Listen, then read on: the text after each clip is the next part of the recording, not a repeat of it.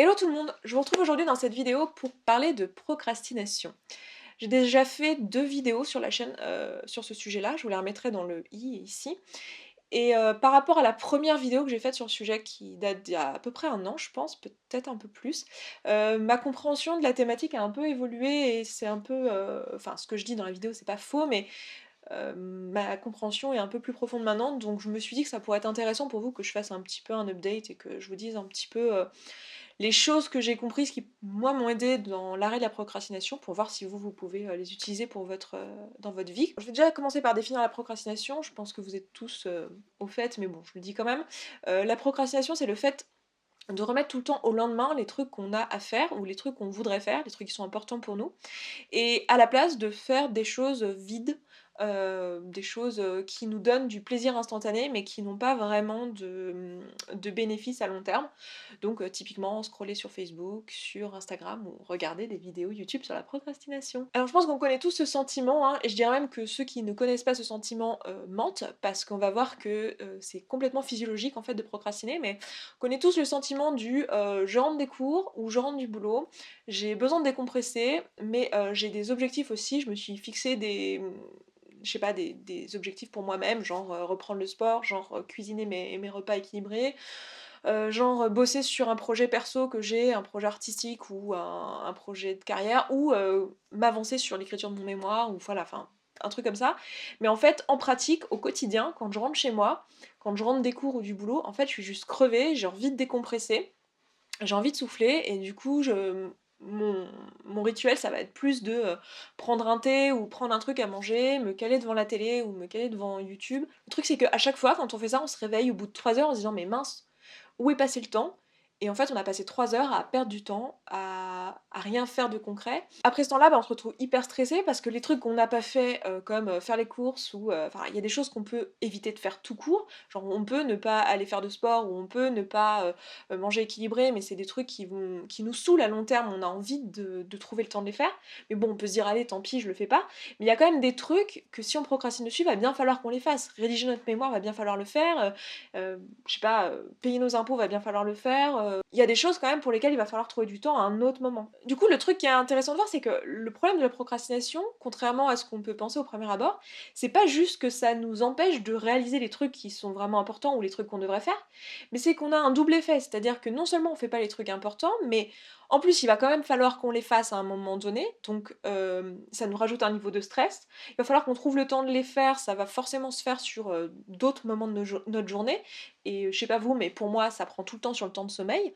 Du coup on va se retrouver plus crevé, et en plus de ça, le temps qu'on a passé à se détendre, sur YouTube, sur Facebook et tout ça, c'est pas vraiment du temps de qualité en fait. C'est du temps qu'on n'a pas vraiment passé à décompresser. C'est pas pareil que de voir un ami ou une amie, de passer un bon moment avec, c'est pas pareil que d'aller au sport, où là on décompresse vraiment physiquement, c'est pas pareil que de faire une activité artistique qui nous plaît, là où comment dire, on se ressource réellement. Ça a quand même pas le même effet physiologiquement que passer 2 heures sur Facebook, quoi. Et en fait, du coup, on se retrouve plus stressé, on réalise moins nos objectifs, les trucs qui sont pas absolument nécessaires, on les fait pas alors qu'ils sont importants pour nous. Vous vous souvenez, on avait parlé des choses importantes mais non urgentes dans une précédente vidéo sur la procrastination, je vous la remettrai là. Donc on fait pas ces trucs-là, et, et en plus de ça, bah, on est de plus en plus fatigué. Donc moi je pense vraiment qu'une grosse partie de la raison pour laquelle la plupart d'entre nous, on est stressé et fatigué, c'est parce qu'en fait on passe beaucoup trop de temps à procrastiner. Je trouve que c'est important de comprendre en fait les raisons à l'origine de la procrastination pour pouvoir les contourner et pour pouvoir en fait les désamorcer. Et en fait ce que je me suis rendu compte, c'est que d'un point de vue physiologique, c'est genre le truc le plus logique de procrastiner en fait. C'est normal qu'on se tourne vers ça. Genre, je sais pas si vous ressentez ça comme ça, mais moi je l'ai toujours ressenti comme ça. On a un peu l'impression d'avoir deux voix dans notre tête. Une voix qui nous dit non mais boss, tu devrais bosser, la deadline c'est demain. Puis une autre voix qui nous dit ouais mais bon, t'as encore le temps, et puis t'as qu'à aller sur Facebook, ce sera plus agréable, et puis juste 5 minutes, t'as qu'à faire ça. Et on a un peu l'impression qu'on a genre un ange et un démon dans notre tête. Et en fait, en réalité, ça se transcrit d'un point de vue physiologique, ce truc-là.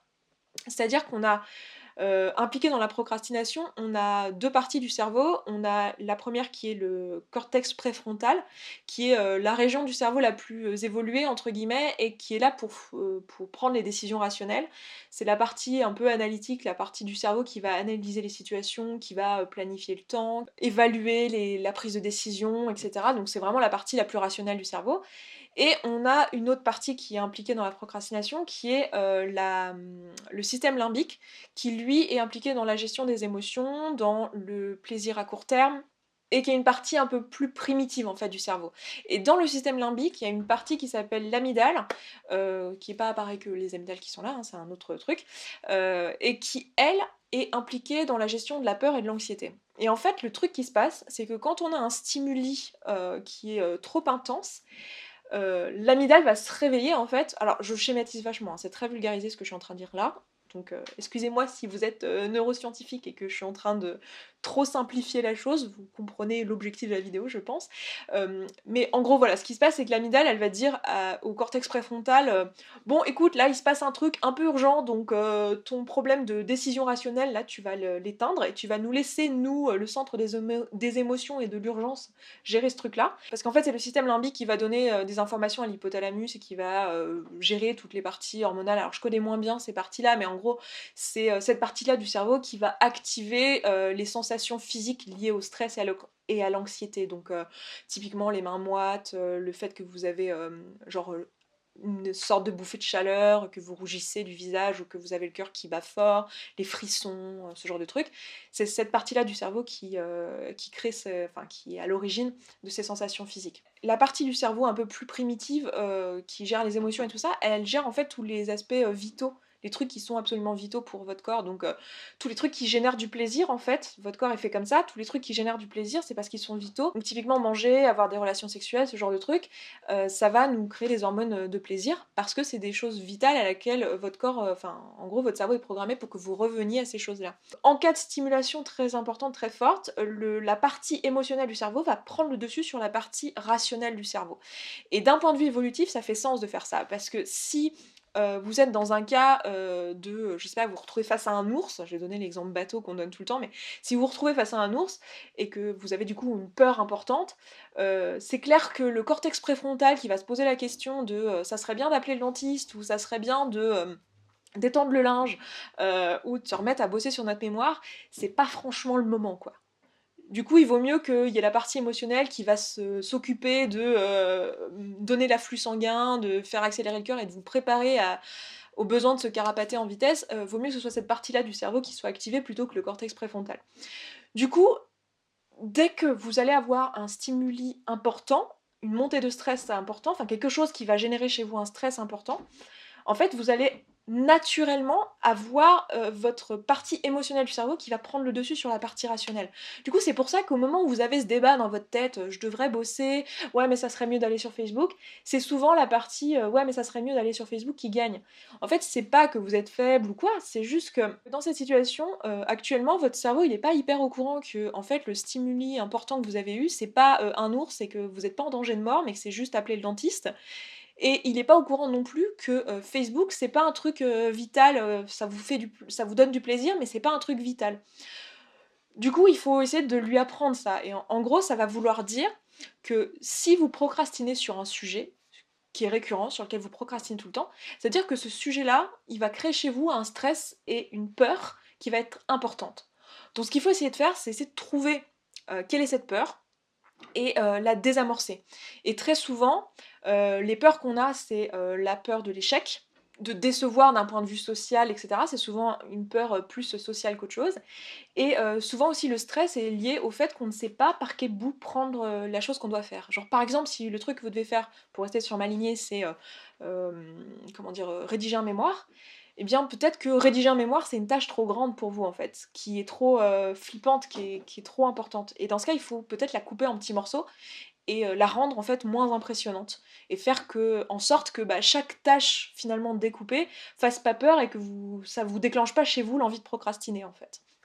Donc Comprendre ça, moi je trouve ça hyper intéressant, ça permet de désamorcer la procrastination et comprendre aussi que, de l'autre côté, on a la partie du cerveau primitif qui va quand même avoir tendance à nous emmener vers les trucs, qui font du plaisir à court terme parce qu'il lui, il pense que c'est, ultra vital quoi. Donc faut réussir à lui expliquer que Facebook c'est pas vital, que, YouTube non plus c'est pas vital et là les conseils qu'on trouve en général, c'est des trucs que moi j'ai appliqués et qui me fonctionnent très bien, c'est d'essayer de faire en sorte de minimiser les sources de plaisir à court terme et pour éviter de tomber dans ces pièges-là. Donc, il y a des astuces typiques du genre mettre un bloqueur sur votre navigateur, le fait d'éteindre votre téléphone portable pour pas être dérangé pendant que vous travaillez.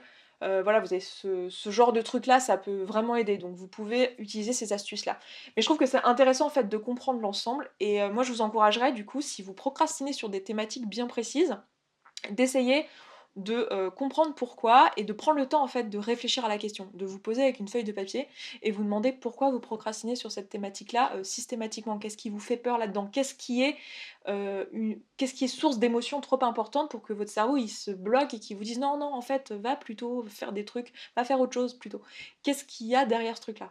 Si vous avez besoin d'un coup de main là-dessus, si vous avez envie de travailler là-dessus et de comprendre un peu pourquoi vous procrastinez, au mois d'octobre, je propose un programme d'auto-coaching. Donc, auto-coaching, ça veut dire que c'est vous qui allez travailler sur vous-même tout seul en autonomie, à l'aide d'un PDF que je vais vous envoyer qui contient des exercices quotidiens. En fait, c'est des questions que vous allez devoir vous poser sur vous-même et sur les situations que vous rencontrez, et aussi des aides pour la planification, comment réussir en fait à changer vos habitudes au quotidien pour arrêter de procrastiner. Ça va être à peu près 15 minutes de temps investi par jour, donc il faudra investir 15 minutes de votre temps.